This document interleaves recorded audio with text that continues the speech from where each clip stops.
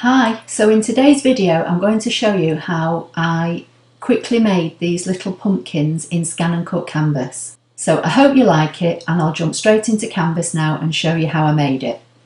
So I'm in ScanNCut canvas. The first thing I'm going to do is go to the basic shapes, and I'm going to find an oval.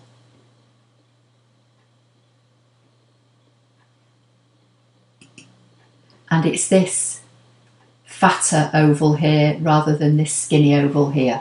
So I'm going to hold the shift key down and rotate it so I keep it completely vertical. Then I'm going to duplicate it 2 more times. I'm going to put one on the side.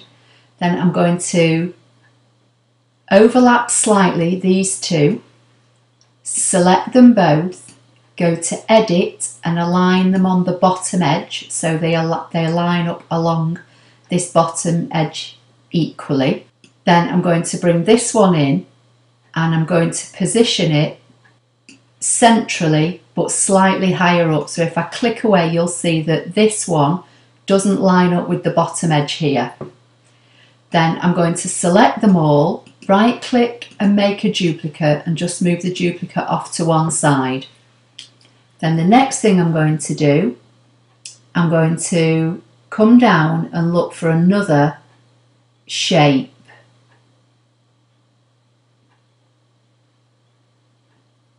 And it's this one here. So I'm going to select that.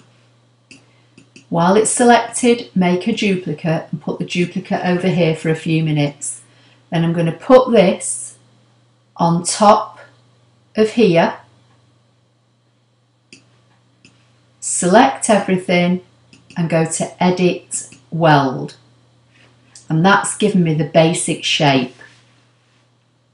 Now with these 3 here, I'm going to right click and make them a group, and then I'm just going to duplicate them again and put them on one side.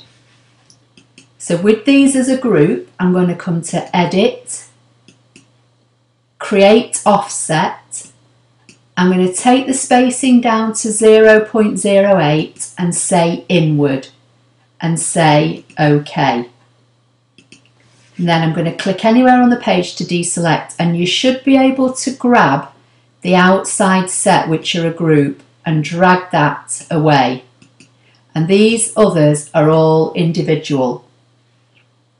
So I'm just going to grab hold of them for a minute and position them on top of that one, and you can see that they're slightly smaller, so they'll nest onto here.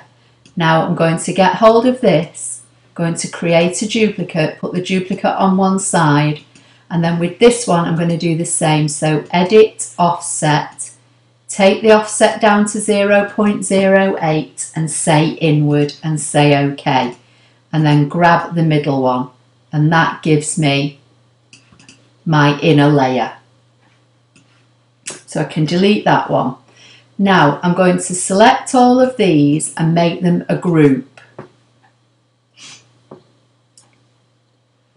While I've got them grouped, I'm going to make a duplicate. I actually don't need any of these now, I can get rid of them. I was only keeping them in case anything went wrong. So with this lot selected as a group, first of all I'm going to take them down to make them smaller, and then I'm going to squash them in to make them sort of taller and thinner. Then with this set I'm just going to take these down smaller. I'm not squashing them in, I want to keep these a bit more rounded, and then I'm going to position them against the other ones and see how they look by eye. So I'm just going to zoom in on them. Now this set here are just under 2.5 inches high by just over 1.5 inches wide. So I might drag this set out just to nearer 2.5, and then this set I'm going to make a bit smaller so that when they line up on my card, one's tall and skinny and the other one is smaller and slightly fatter. I'm just going to go back to view and fit to map, and I'm happy with how they look. So I'm going to separate them now because I need to cut them all individually. So I'm going to choose the first set and ungroup. I'm going to get my little stalk and get the back of the pumpkins, and then I'm just going to bring these down and position them underneath. So that's one set. Then I'm going to do the same with this. So select them, right click, select ungroup, get the background layer, the little stalk, and then the little elements that make the pumpkin. So if I open my card again, the black layer here is the layer that we welded the stalk to.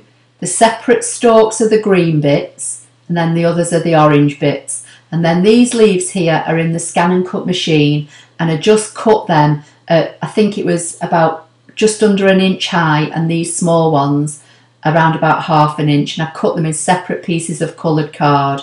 I've added a bit of Wink of Stella on here so it glitters a bit. It looks a little bit wet here still in the photograph, but in the real card, which I'll post a picture of at the end when it's all dry, it just adds a shimmery effect. So then I would give it a name here, call it Pumpkins, save it into my projects and download it to the machine, and then load your map with your bits of black card and green card and orange card, and you can cut it all and assemble it. So that was just a quick tip on how I made the little Halloween pumpkin card. I hope you liked it. Please don't forget to give the video a thumbs up if you did.